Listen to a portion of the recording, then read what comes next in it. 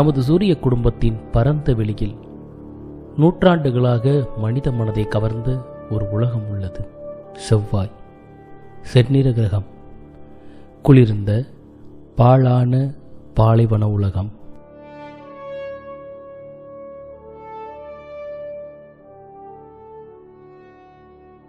மேற்பரப்பு வெப்பநிலை -74 degree Celsius வரை குறைந்து 35 டிகிரி செல்சியஸ் வரை உயர்கிறது. பூமியில் இருந்து இந்த கிரகத்தை பார்க்கும்போது இது ஆரஞ்சு செந்நிற ஒளியில் நமக்கு தெரியும். இரவு வானத்தில் ஒரு ஒளிவிளக்கு மாதிரி அது வானத்தில் தெரியும்.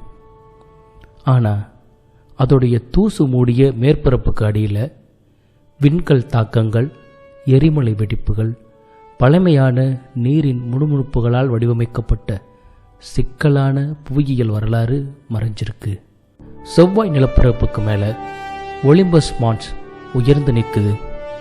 22 கிலோமீட்டர் உயரமுள்ள மாபெரும் கேடைய எரிமலை. கிரகத்துடைய மேல் பரப்பில் வால்ஸ் மரீனர்ஸ் பள்ளத்தாக்கு இருக்கு. இது 4000 கிலோமீட்டர் நீளமுள்ளதாக இருக்கு. சூரிய குடும்பத்திலேயே மிகப்பெரிய பள்ளத்தாக்குகளில் ஒன்றாக இது விளங்குது.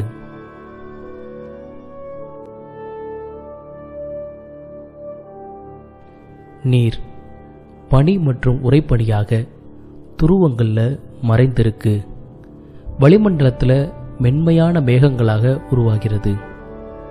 கிரகத்தின் மேற்பரப்பு ஈர்ப்பானது பூமியின் ஈர்ப்பை விட 1/3 பங்கு மட்டும்தான் இருக்கு. அதோட வளிமண்டலம் மெல்லியதாக இருக்கு. விண்வெளியின் கடுமையான கதிரியக்கத்திலிருந்து பாதுகாப்பு அளிக்கிறதுக்கு இந்த கிரகத்துடைய வளிமண்டலங்கள் போதுமானதாக இல்லை. செவ்வாய்க்கு 2 நிலவுகள் இருக்கு, போபஸ், டைமோஸ்.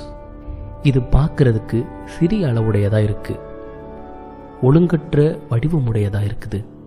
இவை கிரகத்தை சுற்றி ஒரு நடனமாடுற மாதிரி வந்துட்டு இருக்கு. இதோடைய சுற்றுப்பாதைகள் செந்நிற கிரகத்துடைய ஈர்ப்பு விசையை எடுத்து காட்டுது.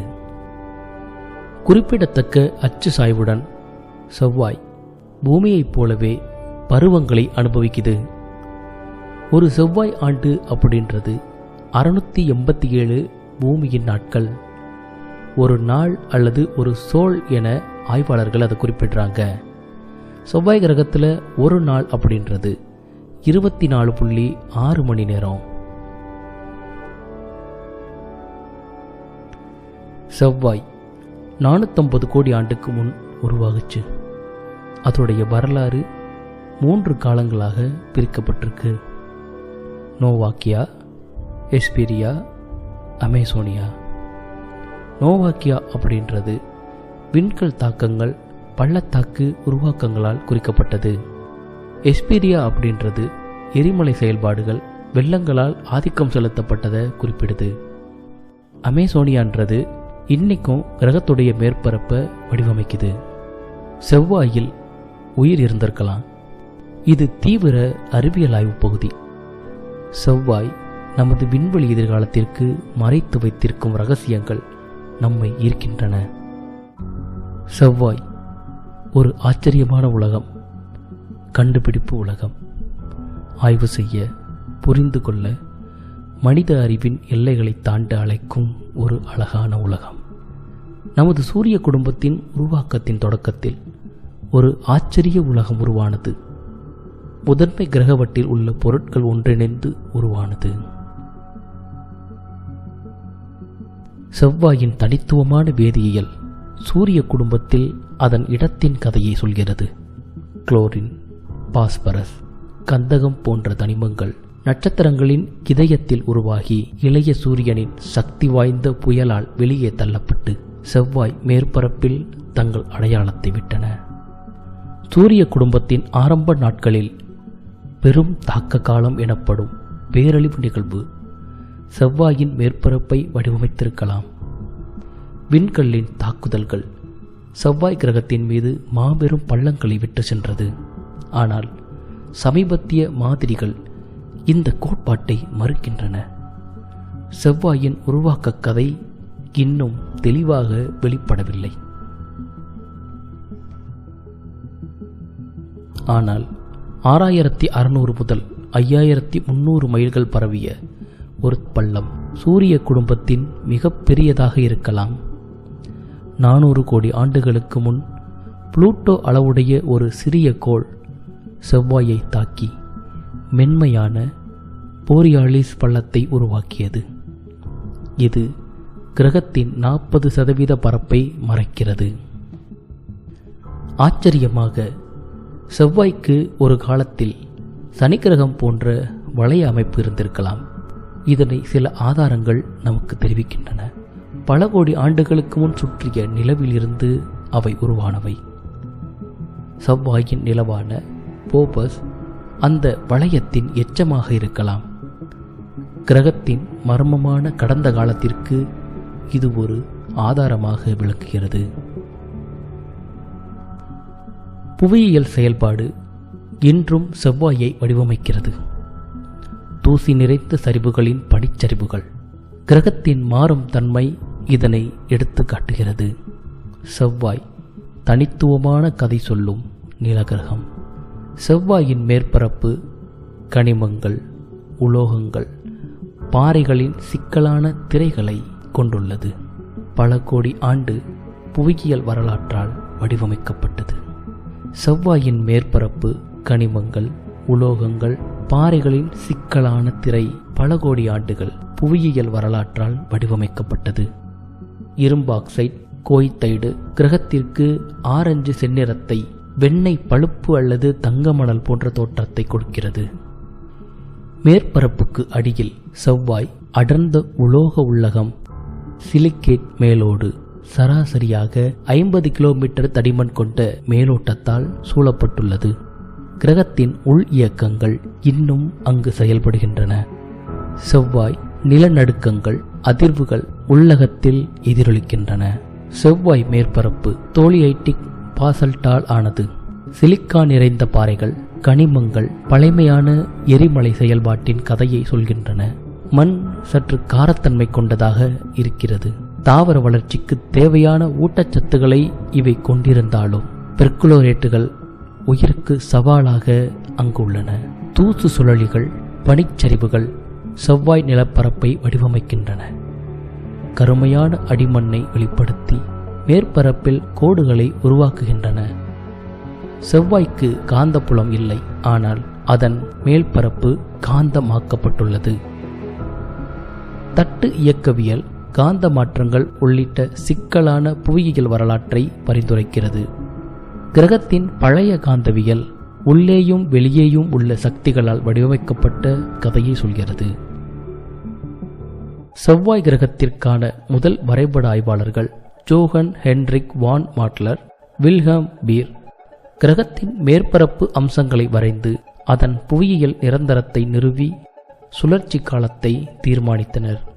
செவ்வாயின் அம்சங்கள் புராணங்கள், விஞ்ஞானிகள், எழுத்தாளர்கள், உலகின் நகரங்கள், கிராமங்களிலிருந்து பெயரிடப்பட்டுள்ளன. ஒலிம்பஸ் மான்ஸ் சூரிய குடும்பத்தின் மிகப்பெரிய எரிமலை. ஒரு காலத்தில் நிக்ஸ் ஒலிம்பிகா ஒலிம்பஸின் பனி என அழைக்கப்பட்டது. இந்த கேடய எரிமலை 600 கிலோமீட்டர் அகலமும் 21 கிலோமீட்டர் உயரமும் கொண்டதாக இருக்கிறது. செவ்வாய் மேற்பரப்பு இரு தனித்துவமான பகுதிகளாக பிரிக்கப்பட்டுள்ளது. எரிமலை பாய்மங்களால் தட்டையாக்கப்பட்ட வடக்கு சமவெளிகள், பழமையான விண்கல் தாக்கங்களால் உண்டான பள்ளங்கள் நிறைந்த தெற்கு மலைப்பகுதிகள், 10,000 கிலோமீட்டர் நீளமுள்ள மாபெரும் அளவுடைய மிக பிரம்மாண்ட ஒரு பள்ளம் வடக்கு அரைக்கோளத்தை வடிவமைத்திருக்கலாம்.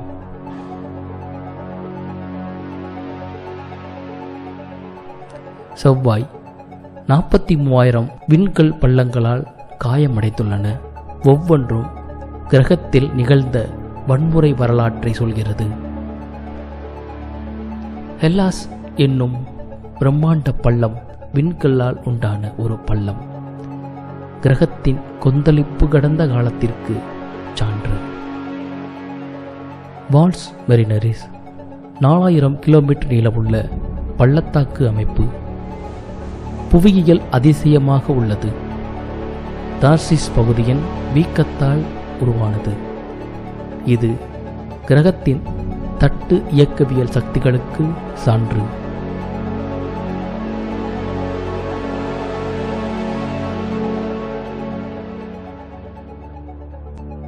நானூறு கோடி ஆண்டுகளுக்கு முன் செவ்வாய் தனது பாதுகாப்பு கவசமான காந்த மண்டலத்தை இழந்தது. சூரிய புயல் செவ்வாயின் அயன மண்டலத்துடன் நேரடியாக தொடர்பு கொண்டு வெளிப்புற அடுக்கில் இருந்த அணுக்களை பறித்து வளிமண்டல அடர்த்தியை குறைத்தது. Mars global surveyor, Mars express ஆகியவை செவ்வாய்க்கு பின்னால் விண்வெளியில் செல்லும் அயனியாக்கப்பட்ட வளிமண்டல துகள்களை கண்டறிந்தன. மேவன் ஆர்பிட்டர் இந்த வளிமண்டல இழப்பை ஆய்வு செய்கிறது. இது கிரகத்தின் மென்மையான வளிமண்டலத்தை எவ்வாறு பாதிக்கிறது என்பதை அது துல்லியமாக கணக்கிடுகிறது. செவ்வாயின் வளிமண்டலம் மிகவும் மெல்லியதாக இருக்கிறது. மேற்பரப்பில் வளிமண்டல அழுத்தம் 30 பாஸ்கல்கள் முதல் 1155 பாஸ்கல்கள் வரை உள்ளது. செவ்வாய் கிரகத்தின் வளிமண்டலத்தில் சுமார் 96% carbon di oxide, 1.93% organ, 1.89% nitrogen மற்றும் ஆக்சிஜன் நீர் ஆகியவற்றின் தடயங்களை கொண்டுள்ளது. வளிமண்டலம் தூசி நிறைந்தது. செவ்வாய் வானத்திற்கு பழுப்பு நிறத்தை அளிக்கும் துகள்களை கொண்டுள்ளது. செவ்வாய் கிரகத்தின் வளிமண்டலத்தில் மீத்தேன் அளவு மாறுபடுகிறது. இது செவ்வாய் கிரகத்தில் வாழ்ந்த உயிர்களால் உற்பத்தி செய்யப்பட்டதா அல்லது உயிரற்ற செயல்முறைகளின் விளைவா? செவ்வாயில் ஒளிவட்டங்கள் கண்டறியப்பட்டுள்ளன. ஆனால் அவை பூமியைப் போலல்லாமல் துருவ பகுதிகளுக்கு மட்டுப்படுத்தப்படவில்லை. செவ்வாய் ஒளிவட்டம் முழு கிரகத்தையும் உள்ளடக்கலாம். உலகளாவிய காந்தப்புலம் இல்லாததால் இந்த நிகழ்வு செவ்வாய் கிரகம் முழுவதுமே காணப்படுகிறது. செவ்வாய் வளிமண்டலம் பூமியை விட ஒளியை அதிகம் குறைக்கிறது. காற்றைத் தவிர இயற்கை ஒளி மூலங்கள் மிக மிக அரிதாகவே அங்கு கேட்கப்படுகிறது. செவ்வாய் கிரகத்திலும் பூமியைப் போலவே பருவங்கள் உள்ளன. ஆனால் தெற்கு அரைக்கோளத்தில் கடுமையான பருவங்கள் வடக்கில் மிதமான பருவங்களை உருவாக்குகின்றது.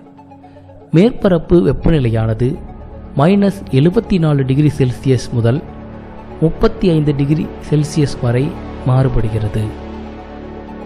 செவ்வாய் கிரகத்தில் சூரிய குடும்பத்தின் மிகப்பெரிய தூசு புயல்கள் மணிக்கு 100 மைல்களுக்கு மேல் வேகத்தில் உள்ளன.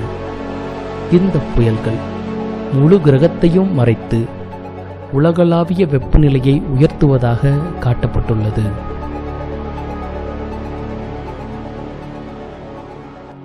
கிரகத்தின் தெற்கு துருவ பகுதியில் உள்ள பனி கிரகத்தை 36 அடி ஆழத்தில் மறைக்க போதுமான நீரை உறைந்த நிலையில் கொண்டுள்ளது.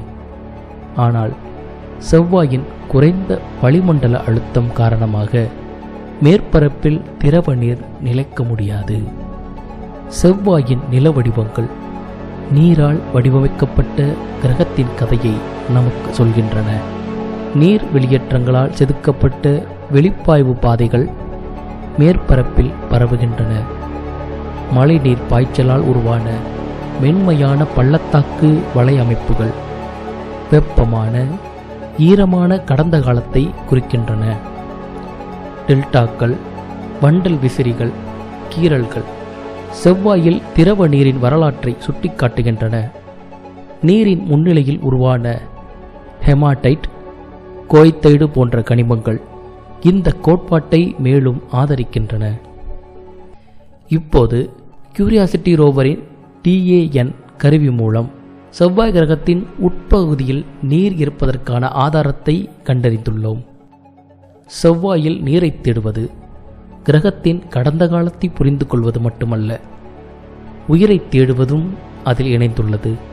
செவ்வாய் கடந்த காலத்தில் உயிர்கள் வாழ்வதற்கு தேவையான அனைத்தையும் கொண்டிருக்கலாம்.